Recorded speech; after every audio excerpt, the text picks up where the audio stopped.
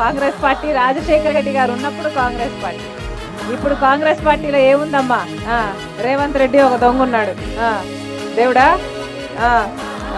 మరి రాజశేఖర రెడ్డి గారిని ఎక్కడ గౌరవిస్తున్నారమ్మా? కాంగ్రెస్ పార్టీ రాజశేఖర రెడ్డి గారిని ఒక దొంగలాగా FIR లో చేర్చింది కాంగ్రెస్ పార్టీ. ఆయన పేరు 30 సంవత్సరాలు సేవ చేసుకుని రాజశేఖర రెడ్డి గారి బ్రతికున్నంత కాలం ఇంద్రుడు చంద్రుడు అని పోగిరదే.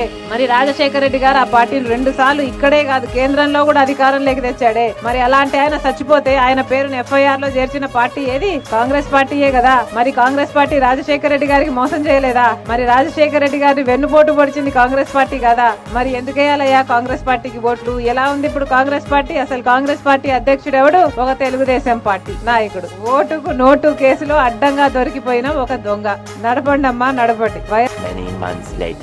వైఎస్ఆర్ తెలంగాణ పార్టీ కాంగ్రెస్ లో విలీనమైంది. ఈ మేరకు వైతేపా అధ్యక్షురాలు షర్మిల ఖర్గే రాహుల్ గాంధీ సమక్షంలో కాంగ్రెస్ తీర్థం పుచ్చుకున్నారు.